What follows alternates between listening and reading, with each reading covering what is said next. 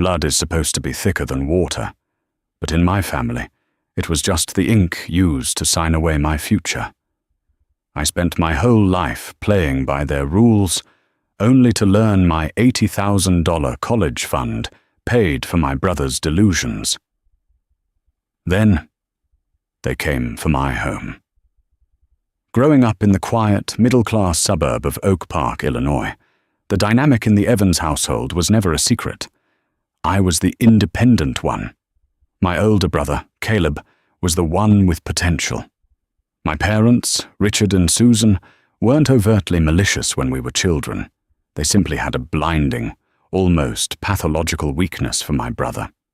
When Caleb totaled his first car at 17 by street racing, my father cashed out a small mutual fund to buy him a newer, safer SUV, so he wouldn't get hurt. When I turned 17, I was given a bus pass and a firm handshake, told that working for my own car would build character. And work I did. From the age of 15, I spent my weekends and summers waitressing at Miller's Cafe downtown. I banked nearly every paycheck because I had a singular, burning goal: graduating from Northwestern University without the crushing weight of student loans. My parents had always assured me that my grandparents, Arthur and Helen, had left behind a robust trust meant specifically for education. My mother handled the accounts, and whenever I asked, she would wave a hand dismissively. "You have about $80,000 waiting for you, Chloe. Just keep your grades up." So I did.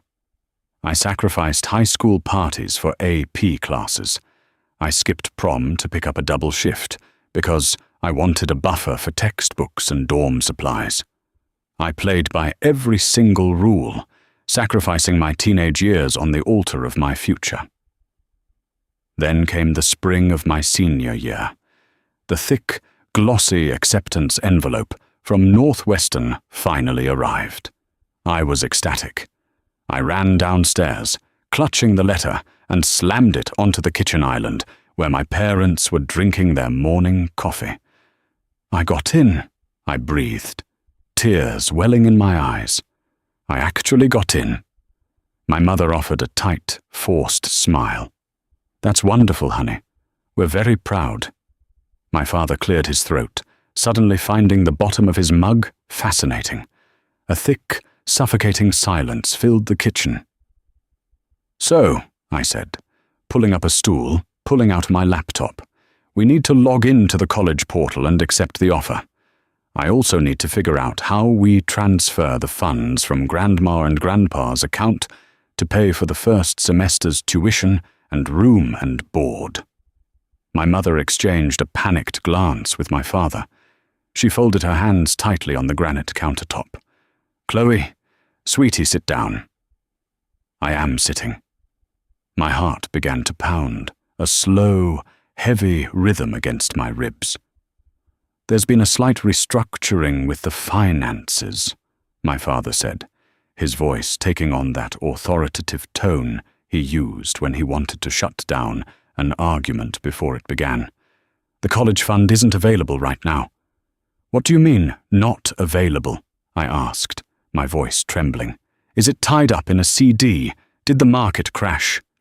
"We gave it to Caleb," my mother blurted out, unable to hold the tension. The air left my lungs. Caleb was 21 at the time.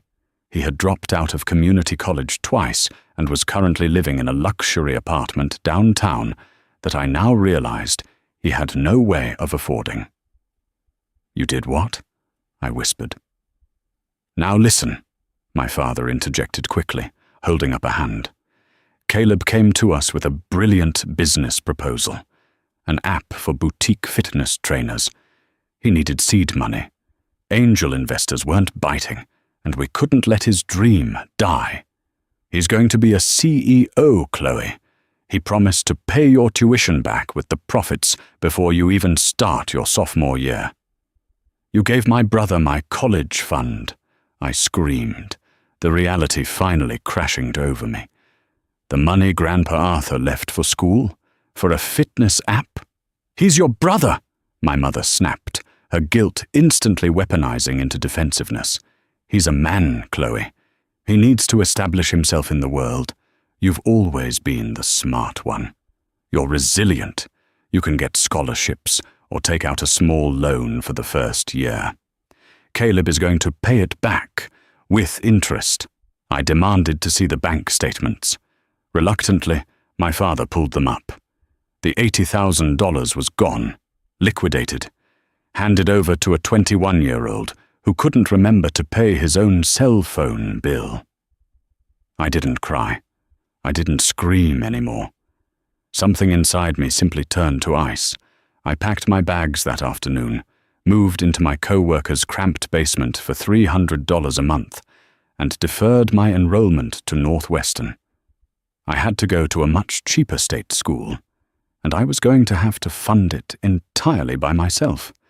The next 4 years were a masterclass in survival. I took out federal loans, private loans, and worked close to 60 hours a week. I bartended nights, worked retail on the weekends, and tutored freshmen in statistics. There were weeks where my diet consisted entirely of bulk rice, discounted eggs, and whatever abandoned fries I could scavenge from my shift at the bar. Meanwhile, Caleb was living a life funded by my stolen future. I had him blocked on social media, but my well-meaning Aunt Diane, my mother's sister, and the only sane person in our bloodline, would occasionally give me updates. Caleb's app, FitFlex, was a catastrophic failure. Instead of hiring developers, he spent the $80,000 on marketing and networking. This apparently translated to VIP tables at clubs in Miami, leased sports cars to look the part of a tech bro, and designer clothes. When the money ran out, my parents didn't demand he get a job. Instead, they took out a home equity line of credit, HELOC, on their Oak Park house to bail him out of the massive credit card debt he had accumulated. Through the haze of exhaustion, I found my anchor. His name was Liam. He was an engineering major who sat next to me in a senior-level finance elective. Liam came from a working-class family and understood the grind. We bonded over shared trauma of sleep deprivation and financial anxiety. Liam didn't just support me, he became my family. When graduation day arrived, I stood on the field in my cap and gown, graduating magna cum laude with a degree in corporate finance. I had $65,000 in student debt, but I had a guaranteed job offer at a top-tier accounting firm. My parents had the audacity to show up. They arrived with a bouquet of cheap grocery store flowers and a wide, beaming smiles for the cameras. My mother grabbed my arm, pulling me in close to take a selfie for her Facebook page. So incredibly proud of our resilient, brilliant daughter. We always knew she could do it on her own. She captioned it. I smiled for the photo, took the flowers, and then looked my parents dead in the eye. Thank you for coming. Now please leave, and don't contact me again unless someone is dying. Over the next 7 years, Liam and I built an empire from the ground up. We lived ruthlessly below our means for the first 3 years, attacking our student loans with aggressive precision. Once we were debt-free, my career skyrocketed. I made partner at my firm by 30. Liam started a highly successful structural engineering consultancy. We got married in a beautiful, intimate ceremony in the mountains. My parents were not invited, though Aunt Diane sat in the front row. We bought a stunning 5-bedroom colonial home in a wealthy suburb of Chicago, complete with a sprawling backyard and a detached guest house that Liam used as his office. We were untouchable, or so I thought. While my net worth was climbing, my parents' financial foundation was violently collapsing. Caleb's poor choices hadn't stopped at the failed app. He had attempted day trading crypto, losing tens of thousands. He married a woman who demanded a lavish lifestyle, had a messy divorce a year later, and stuck my parents with the legal bills. Richard and Susan, desperate to maintain the illusion of their perfect son, drained their 401k accounts. They remortgaged their home a second time. My father was forced into an early, severely reduced retirement due to health issues, and my mother's part-time administrative job wasn't nearly enough to cover the massive debts they had accrued bailing Caleb out of his life choices. I knew none of this until a rainy Tuesday afternoon in November. I was sitting in my home office, reviewing quarterly reports, when my phone buzzed. It was an unknown number, but the area code was Oak Park. "Hello?" I answered. "Chloe." It was my mother. Her voice was brittle, stripped of its usual haughty confidence. It sounded thin, old, and terrified. "Please don't hang up." I froze, my fingers hovering over the keyboard. "What do you want, Susan?" "We lost the house," she sobbed, the sound raw and pathetic. "The bank foreclosed on us yesterday.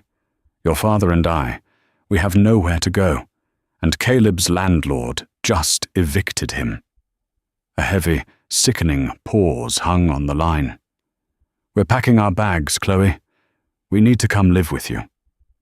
The silence in my home office was absolute, broken only by the sound of rain lashing against the floor-to-ceiling windows. I stared at my phone, the screen still illuminated with my mother's contact name. Susan. Not Mom. I hadn't called her Mom in nearly a decade. "You're packing your bags," I repeated, my voice flat, devoid of the panic she clearly expected to hear. "And you think you are coming here?" "Chloe, please." My father, Richard, suddenly barked, his voice cutting into the line. He must have snatched the phone from my mother. Even in utter ruin, he couldn't relinquish his need for control. "We don't have time for your grudges. The bank has locked us out. Caleb's landlord threw his belongings onto the street. We are family. You have a 5-bedroom house and that massive guest cottage. We'll take the main guest rooms, and Caleb can have the cottage until he gets back on his feet." The sheer, unadulterated audacity of it stole my breath for a fraction of a second. They hadn't called to apologize. They hadn't called to beg. They had called to dictate the terms of their invasion. "Richard," I said, my tone dropping to an absolute 0. "Do you remember the day you told me my $80,000 college fund was gone? Do you remember telling me to take out a loan because Caleb was a man who needed to establish himself?" "For God's sake, Chloe, that was years ago," he yelled, the desperation finally cracking his authoritative veneer. "Are you really going to hold a grudge over spilled milk when your flesh and blood is facing homelessness?" It wasn't spilled milk. It was my future, which I had to rebuild from the ground up. No thanks to you. Do not come to my house. If you show up here, you will be treated as trespassers. I hung up, blocked the number, and immediately called Liam. He was at a construction site downtown, but dropped everything the second he heard the ice in my voice. He was home within 40 minutes. We spent the afternoon locking the gates at the bottom of our driveway and activating our comprehensive security system. Liam, bless his fiercely protective heart, paced the kitchen island like a caged tiger. "If they step foot on this property, I'm having them hauled away," he muttered, aggressively chopping vegetables for a dinner neither of us had the appetite to eat. At 6:15 p.m., the motion sensors at the front gate chimed. I pulled up the security camera feed on my iPad. There, idling in the pouring rain, was a battered U-Haul truck followed by a beat-up Honda Civic. Through the grainy night vision feed, I watched Caleb step out of the driver's side of the U-Haul. He was 32 now, but he still dressed like a frat boy on a bender. Designer hoodie pulled over a backward baseball cap. He walked up to the keypad and began violently mashing buttons, expecting the wrought iron gates to magically part for him. My mother emerged from the passenger side of the Honda, clutching a soggy trench coat around her thin frame, her face pressed against the iron bars like a tragic heroine in a Dickens novel. Liam and I grabbed umbrellas and walked down the long, winding asphalt driveway. As we approached, the screaming began. "Open this gate right now, Chloe!" Caleb shouted, kicking the iron bars. "It's freezing out here. Let us in." "You're trespassing," Liam stated loudly, stepping slightly in front of me, his broad shoulders squared. "Turn those vehicles around and leave." My father pushed past Caleb, his face purple with rage. "You listen to me, you ungrateful little brat," Richard spat, pointing a shaking finger at me through the bars. "I raised you. I put a roof over your head for 18 years. You owe us. We are legally entitled to your support. I've spoken to a lawyer, Chloe. In the state of Illinois, there are filial responsibility laws. You cannot leave your destitute parents on the street when you are sitting on millions." I laughed. It wasn't a happy sound. It was a harsh, scraping noise that seemed to startle even Caleb. "Filial responsibility?" I echoed, stepping right up to the gate, looking my father dead in the eye. "You think you can sue me for the money you willingly set on fire to keep your golden boy warm? You didn't fall on hard times, Richard. You actively chose to bankrupt yourselves to fund his delusions." "He's your brother," Susan wailed, gripping the bars, the rain plastering her graying hair to her skull. "He made some mistakes, but he's trying. Why are you so cruel, Chloe? We have nothing."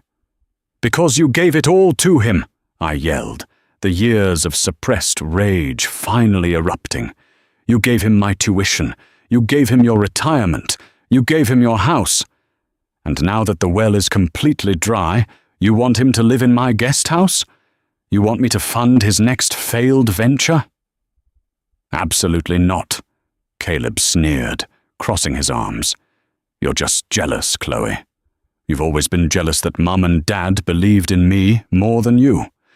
You got lucky marrying a rich guy."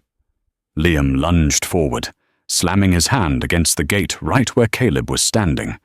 Caleb flinched violently, stumbling backward into a puddle. "I built my company from dirt," Liam growled, his voice a low, terrifying rumble. "And my wife built her career while eating instant ramen and working 60 hours a week because you stole her inheritance. You are a parasite, Caleb. Get off my property before I call the cops." "Call them!" Richard roared, calling our bluff. "Let the neighbors see what kind of daughter you are. Let them see you throw your elderly parents onto the street." He didn't think I would do it. He still thought the threat of public embarrassment would bend me to his will, just like it always had when I was a teenager. I pulled my cell phone from my pocket, dialed 911, and put it on speaker. "911, what is your emergency?" the dispatcher answered. "Yes, my name is Chloe Evans. I have 3 individuals attempting to breach the security gate at my private residence. They are hostile, screaming and refusing to leave the premises. I need officers dispatched immediately." The color drained from my mother's face. Caleb's arrogant sneer vanished, replaced by the panicked look of a cornered rat. "You're a monster," my father whispered, the fight suddenly leaking out of him. 15 minutes later, 2 squad cars arrived, their red and blue lights painting the neighborhood in chaotic flashes. Officer Higgins, a stern-looking veteran cop, didn't care about my father's sob story or his empty threats about filial law. He cared about the massive "No trespassing" signs plastered on our gates. "You need to move these vehicles immediately, sir, or they will be impounded, and you'll be spending the night in lockup," Officer Higgins warned my father. We watched in silence as the golden child and my enabling parents climbed back into their rented U-Haul and their beat-up sedan, driving away into the rainy night, completely untethered from the world. If I thought the driveway confrontation was the end of it, I severely underestimated my father's vindictive nature. 2 weeks later, I was served with a thick stack of legal papers at my office. They were actually suing me. My father had found a bottom-feeding attorney willing to file a claim under Illinois' obscure filial responsibility statutes, demanding reasonable living stipends and housing support due to their complete impoverishment. They were asking for $8,000 a month in alimony-style support, plus the use of my guest house. I didn't panic. I hired Gregory Sterling, one of the most ruthless and meticulous wealth defense litigators in Chicago. Gregory was a shark in a three-piece suit, and when I laid the paperwork on his mahogany desk, he barely skimmed it before smiling a terrifying, predatory smile. Filial responsibility laws are archaic, Chloe, and almost never enforced unless the child actively stole from the parents to put them in poverty, Gregory explained, pouring us both a glass of sparkling water. However, to crush this completely and permanently, we are going to initiate a process called discovery. If they want to claim absolute destitution, we get to legally open their financial history to see exactly how they became destitute. What Gregory's forensic accountants uncovered over the next 3 months wasn't just gross financial mismanagement. It was a labyrinth of lies, fraud, and a betrayal deeper than I ever could have imagined. We sat down in a sterile conference room at the downtown courthouse for a court-mandated mediation session before the judge would hear the case. Across the polished oak table sat my father, looking aged and hollowed out, my mother, trembling and clutching a tissue, and their cheap lawyer, who looked entirely out of his depth. Caleb, naturally, hadn't bothered to show up to support them. "Mr. Sterling," the mediator began, "your clients, the Evanses, are seeking financial support. Your client has substantial means. Can we reach an equitable agreement?" Gregory stood up, buttoning his jacket. "We have reached an equitable conclusion. Yes, we will be offering exactly $0.00. Furthermore, we will be submitting this extensive financial dossier to the state prosecutor's office by close of business today." My father's head snapped up. "What are you talking about?" Gregory pulled out a thick binder and dropped it onto the table with a loud thwack. He opened it to the first page. "Let's start with the $80,000 college fund, shall we?" Gregory said, his voice dripping with professional venom. "Chloe, you were told this was a standard savings account. It was not. According to the original trust documents drawn up by your grandfather, Arthur Evans, this was a highly restricted educational trust. Your father, Richard, was the executor." My heart skipped a beat. "Restricted how?" I asked, looking at Gregory.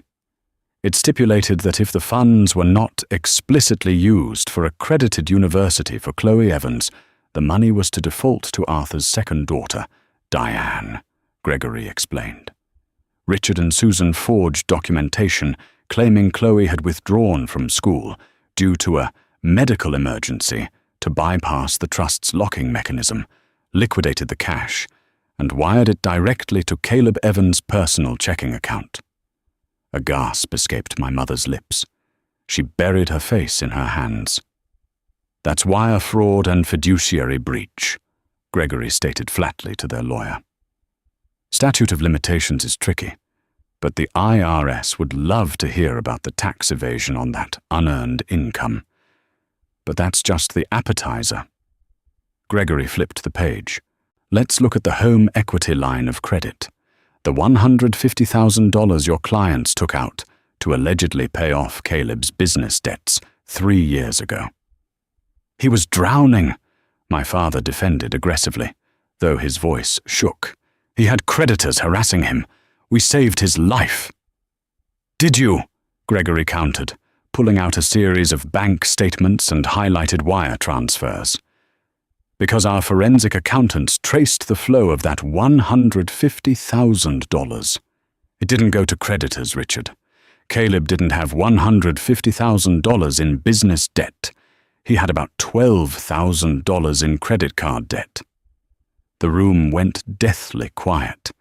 Even the mediator stopped taking notes. "Where did the rest go?" I asked, my voice barely a whisper. "It was funneled through a Shell LLC registered in Delaware," Gregory said, pointing to a highlighted line. "And from there, it was deposited into a private, high-yield offshore account in the Cayman Islands. The sole signatory on that offshore account is Caleb Evans and his current girlfriend, a woman named Beatrice." My mother dropped her hands from her face, staring at Gregory with wide, uncomprehending eyes. "No," she whispered. "No, Caleb wouldn't do that. He needed that money to survive. He told us they were going to break his legs." "He lied, Susan," Gregory said with brutal efficiency. "Your son, whom you are currently trying to sue your daughter to support, is sitting on approximately $120,000 in liquid assets that he effectively stole from your home equity. He let you lose your house. He let you get foreclosed on, knowing he had your money safely tucked away where the bank couldn't touch it. He conned you." I looked at my parents. For my entire life, I had harbored anger and resentment towards them. But in that moment, as the reality of Caleb's ultimate betrayal washed over them, the anger evaporated, leaving behind only a chilling, hollow pity. My father looked like a man who had just been shot in the chest, but hadn't quite realized he was bleeding out. His mouth opened and closed, but no sound came out. The golden child hadn't just failed them, he had actively, maliciously ruined them to line his own pockets. "So," Gregory said, closing the binder, "here is the counteroffer. You withdraw this ridiculous filial support lawsuit immediately, with prejudice. In exchange, Chloe will not file a civil suit against you for the fraudulent liquidation of her educational trust. Whatever you decide to do about your son's embezzlement of your home equity is your business. But you will never contact Chloe Evans again." Their lawyer leaned over, furiously whispering into my father's ear. It didn't take a lip reader to know he was telling them to take the deal and run before they all ended up in federal prison. With shaking hands, my father picked up a pen and signed the withdrawal paperwork. He didn't look at me. My mother was openly weeping, a wretched, broken sound. As Liam and I walked out of the courthouse and into the crisp, bright Chicago afternoon, I felt a physical weight lift from my shoulders, a weight I hadn't realized I'd been carrying since I was 17 years old. I later heard through Aunt Diane that when my parents confronted Caleb about the hidden money, he didn't even apologize. He claimed it was his rightful inheritance, paid in advance, and then he cut contact with them completely. He and Beatrice moved to Florida. My parents ended up moving into a cramped, low-income subsidized apartment complex on the outskirts of the city, working minimum-wage jobs well into their late 60s to survive. They bet everything on the son who took their money and ran, while attempting to destroy the daughter who had built an empire from the scraps they left her. Family isn't always blood. Sometimes, blood is merely a biological coincidence. I built my life from the ashes of the future they burned, and I refuse to let them strike another match. My parents gambled their security on a golden child who sold them out for silver. Now, they must live with the empty, shattered house they built. I, meanwhile, am finally living in the beautiful reality I actually earned.